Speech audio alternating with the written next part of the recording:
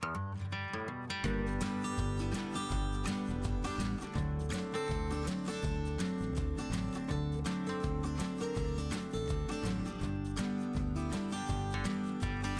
it going, everyone? And welcome once again to another episode of Animal Talk Podcast in collaboration with SACA, the South African Animal Keepers Association. My name is Ryne. And my name is Ayrton. Hey Ryan, how are you? I'm good. How are you? I'm surviving, almost out of January. And also I can't believe, we're almost through the first month of 2026. How crazy is that? I must admit that I'm really glad it's the end of January, because the 365 days of January is just too much for me. I totally understand. I just feel, I was so ready for this year, wanting to put down a whole bunch of goals, and in the process of looking for my pen to write down my goals, January's gone. That's how I'm feeling. So a little bit scary, but you know what? Move those goals to February, and we're gonna just keep going. And then the next moment you look, it's November, and we're ready for December. So yeah, time is definitely never on our side. Time is flying. Yeah. So today I thought for our listeners we could chat a little bit of something for behind the scenes and what it takes to basically get through the holiday season that we've just come through, especially for zoological facilities. So I'll chat a little bit about what it takes to get through December at the aquarium and in the zoological industry, and what that actually means for us as staff as well. Yeah, sounds good. I'm excited to hear all of it. Amazing. So let's start with, if we think about, for example, the aquarium, December is really like the very busy time. So we get a lot more footfall coming through the facility during that time. And it's the same for most zoos and aquariums, because that's when we see school holidays. We have a lot of tourists visiting from all over. So that is really kind of our peak season that we're looking at. What that means for us is we need to have all our exhibits open and basically everything in the best possible standard, because that's, of course, as I mentioned, when we're going to be having a lot of visitors coming through. So there's a lot of planning that goes into that. For example, from an area that I particularly work in, it's our jellyfish. And our jellies, most of the species that we have, we actually grow on site in a lab back of house. It's not an exhibit where we have animals and they are there constantly. Jellyfish, their lifespans, some of them are actually quite short.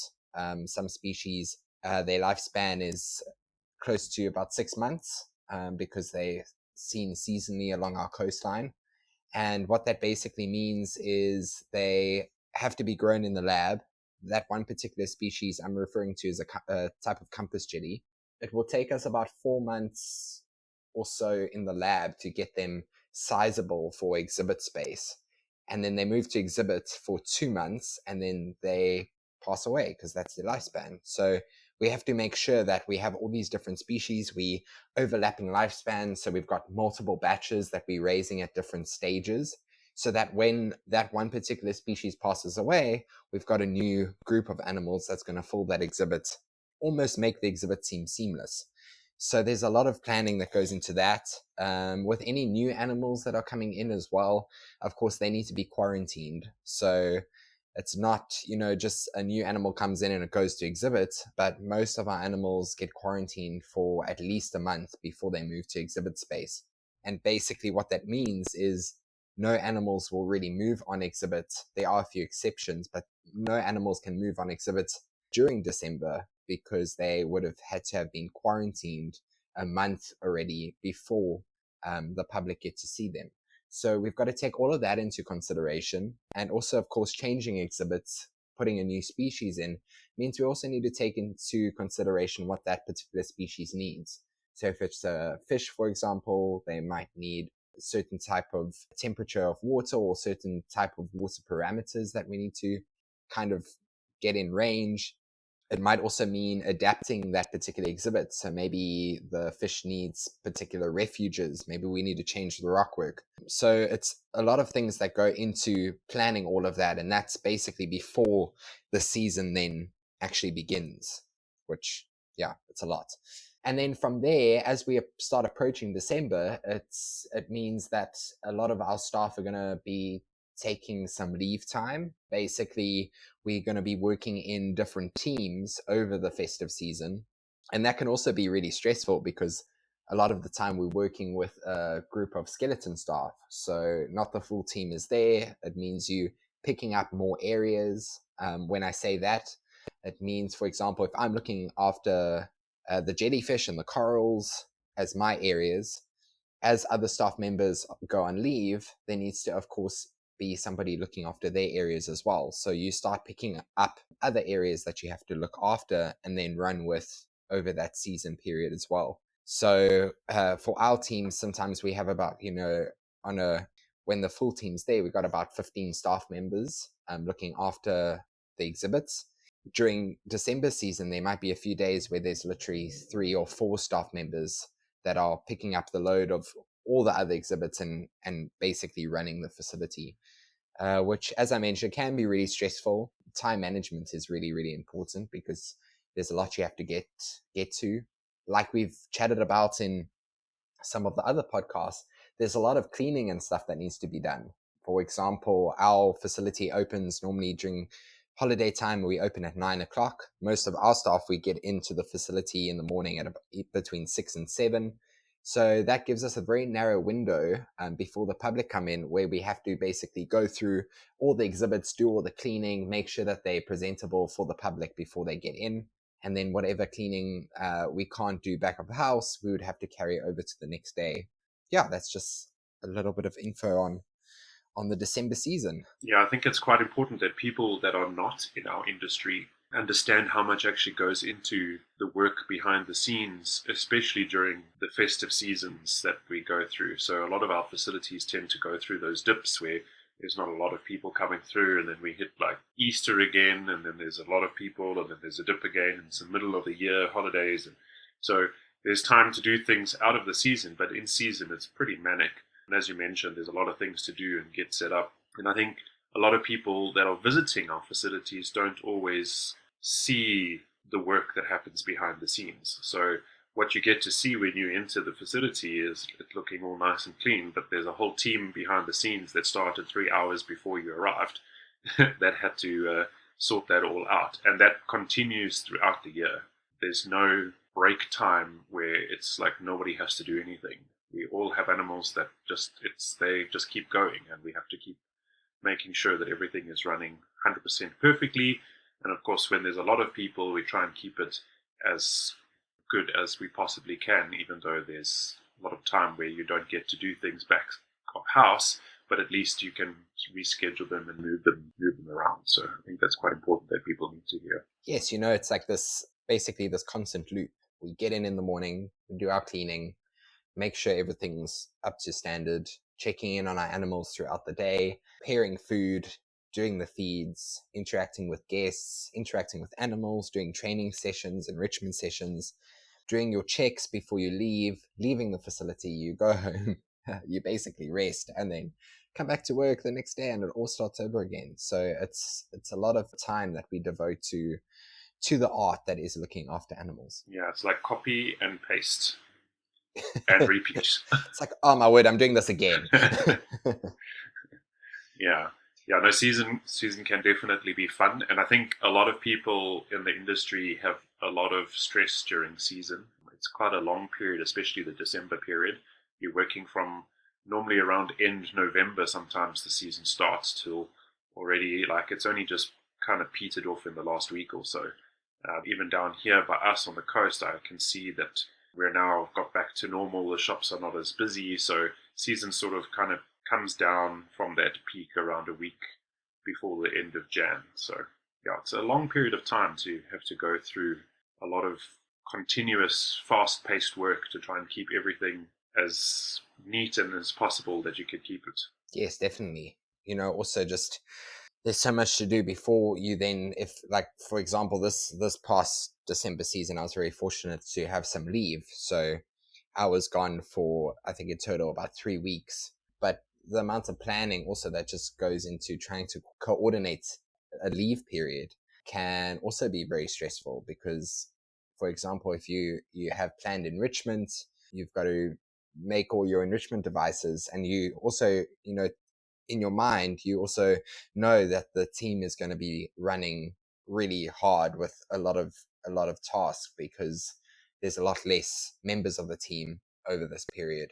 So you yourself, as an individual keeper, you're trying to almost set your team up for success as well. So trying to get everything ready. I know for jellies and corals, for example, our food is always like pre-made. We make the food and then we actually put them into blocks that are already frozen. So basically the team can just come in the morning, grab those blocks, blend it, or do what they need for the jellies, so that it just kind of cuts down on, the morning time that you have to spend, so that you can devote that time to another area. And then, you go on leave, and your first week of leave often is you're just trying to unwind from work. It's very difficult, I think, in this industry, when you're so used to doing something every single day. That's basically your routine. And, coming in and looking after these dedicated animals that you are responsible for, to then you expected to go on a leave break where you just kind of walk out the building and not think about the animals. It's the most strange and obscure feeling to wake up on your first day of leave, and you almost don't know what to do. Yeah, your whole routine changes. Yeah, because most people are set in routines. That's how we thrive. Like, you get up in the morning, you have a cup of coffee, you let the dogs out, you go and brush your teeth, you do your hair, you put your clothes on, you grab your keys, you go to your car. Every morning is exactly the same thing. And then when you're on leave, that's not there. So you're kind of like, what do I do now? What's happened to my life? Where has my job gone? Yes. Yeah, it's very strange. And then it takes, for me, for example, it takes me probably about a week to get used to the fact that I'm on leave. So that's why if I take a week's leave, I don't really feel like I have leave, because by the time I'm actually start enjoying my leave, it's time to go back to work. You need leave to recover from the first week of your leave. And then you go on leave and you eventually get used to leave, and you start finding all these things that you pick up on the hobbies and things that you don't necessarily get to do when you're on your work schedule. So you start relaxing and doing things that you enjoy.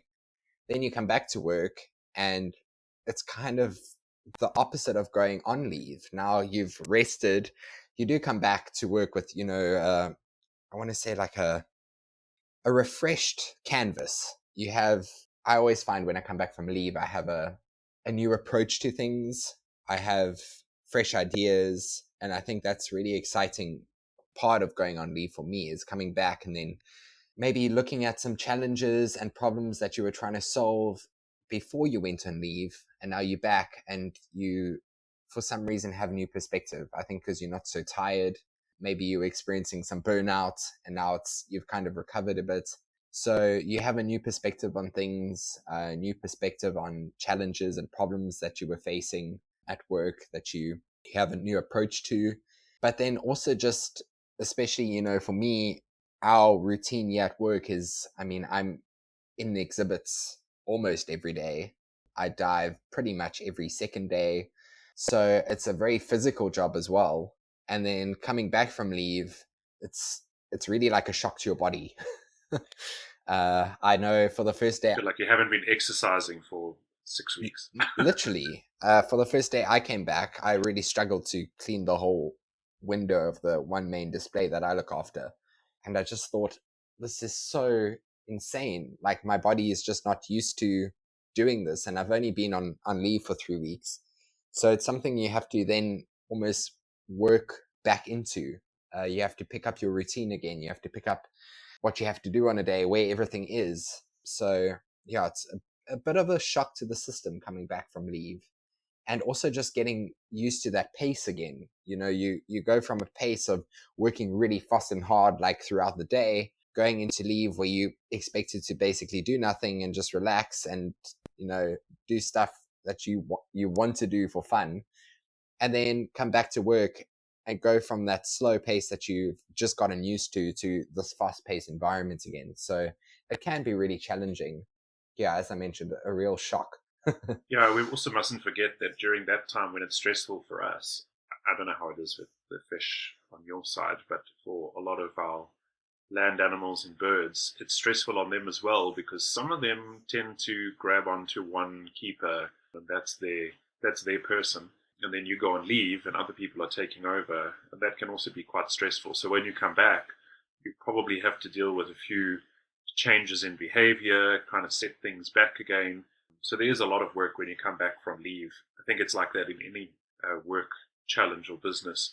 But for us, it's very go, go, go all the time. And it's very, crazy on your body, like you just mentioned. But also there's a lot of things that you have to deal with after the fact, going back to sort of looking at your schedules, your training. That's all got to get back to normal again because as much as we can explain to everybody how to do things, everybody does things slightly different and animals pick up on that. Yes, sure. Like, like with like you mentioned, like we try not to create these schedules too much for the animals. It's been something that I've really tried to focus on, particularly after the workshop that we attended at Joburg Zoo with wild welfare. As we've mentioned, this particular podcast, we've mentioned it a lot, that there's this routine that we in because we have so much to do in a day, and quite often without your set routine, it's really difficult to get through everything in your day. But at the same time, we are trying to create an environment that isn't really stuck in routine for the animals. We want it to be this environment that's not constantly changing, but one that does have change. Because if you think of an animal that particularly has come from the wild, they would be used to this environment that really there's no kind of routine. You're not guaranteed food every day. You're not guaranteed that the ocean is going to be calm. So there's a lot that I think have to work backwards now. And that's something I'm reassessing, especially coming back from leave, is just how do we make this environment ever changing, but not to the point that it's stressful on the animals. You also mentioned there with, animals that are particularly set to particular keepers.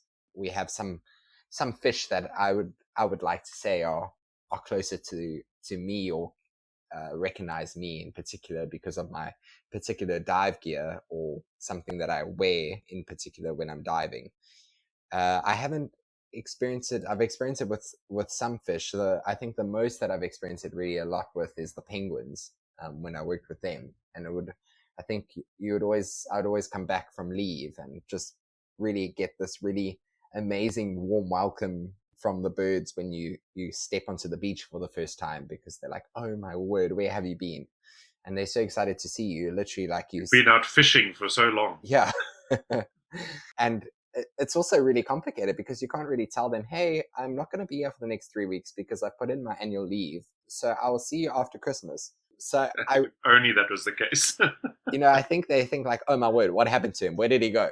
Yeah. So We thought you got eaten by a seal. I'd really love to know what that conversation is that we have when you come back and they're very happy to see you. Are they celebrating because they're happy that you're alive, or are they just happy that you're back?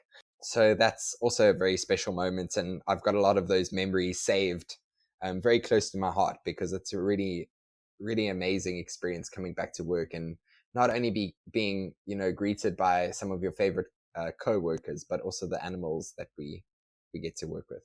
Yeah, that's definitely a very, very cool part of coming back from leave, is coming to see all your animals and get working with them again. But I think it's so important what you mentioned before is, we need to make sure that the animals are exposed to so many different things.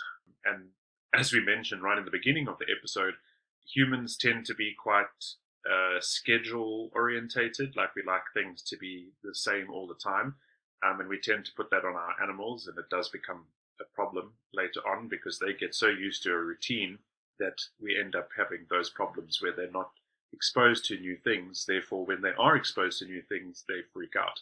So it is very important to keep them exposed. So I guess when you're coming back from leave and they've been exposed to these different things, then you automatically want to go back into old scheduling ways, and you kind of need to rethink it and go, let's keep this re-exposing to different things going for the rest of the year, because it sets our animals up for a much better, more enriched life that they have with us. Yes, for sure. I'm just thinking now, speaking about this, that could almost have an entirely separate podcast on scheduling. The challenge for me that I face is a lot of the feeds, particularly in the big exhibits, are scheduled because we have feed presentations that happen with them. So now it's kind of back to the drawing board on how do we know that a feed presentation needs to take place at this particular time when this feed is occurring. And of course, now all those feeds are advertised or they're printed somewhere on brochures and things like that. So the feed times are already set and there's no real way of moving that. But now it's looking at maybe reducing the amount of food that we feed on those scheduled feeds and adding additional feeds at different times during the day so that we can, work around our scheduling. I think there's also this fear that if things aren't scheduled, that we're going to forget. You're so used to having a to-do list and we start with this, and this, and then we move on to that. And I think it's this fear of that if it isn't scheduled, you might forget to do something. So I think we have to kind of rewire our brains as to how we approach scheduling our day when it comes to the animals. And also, so I've had discussions with my colleagues around this, and often it's so easy to say, okay, well then let's mix it up. So Monday and Friday we'll feed them at 12 o'clock, and then Wednesdays we'll feed them at 11 o'clock, and then Tuesdays and Thursdays we'll feed them at 2 o'clock, and automatically we've just created a new schedule for ourselves. Exactly. So it's a really tricky one, because automatically you want to schedule something so that it's not scheduled, but you've just made another schedule. So yeah, we love scheduling ourselves all the time. Yeah. Well, we could definitely talk a lot about that in a different podcast. I think that's a good idea. That's another episode to definitely wrap our heads around, is how you go about scheduling and not scheduling. It is quite a challenging process, and I think a lot of people struggle with it. So maybe that's a good episode to chat about. So if you guys are interested in hearing about that and you want to know a little bit more about that, send us a message and let us know. Maybe there's something in that topic that you'd like to chat about, and we can try and cover that. So yeah, let us know. So if you are interested in contacting Animal Talk Podcast and chatting with us, you can send us an email on animal.talk201@gmail.com. And then you can also use our social media. And those are, of course, Facebook, Instagram, YouTube, and LinkedIn. And our handle is @AnimalTalkPodcast_ZA. Please go, especially with our YouTube, go subscribe to our channel, like our videos, leave us comments. We really do appreciate it. And by getting our social media out there, you're also helping us to reach more animal keepers and animal lovers all over the world.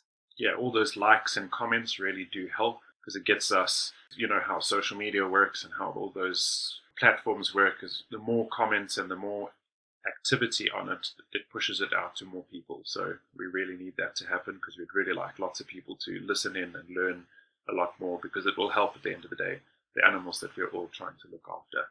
And if you are interested in knowing a little bit more about SACA, the South African Animal Keepers Association, it is saca.org. You can go and check them out. We do have the links at the bottom in the description of our podcasts. And you can listen to our podcasts on any of the podcasting platforms, as well as we're also on eRadio. So a very big thank you to eRadio for putting us out on Saturday mornings at 10 a.m. And remember, animals are our passion. Thank you, everybody, for tuning in to another episode. We hope that you've enjoyed it. And remember that our quality of care is their quality of life. Bye. Bye-bye. SACA, the South African Keepers Association. I messed that up. Let's do that one more time. Okay, here we go. Wait, what's SACA? What's that? South African Animal Keepers Association. Okay, here we go.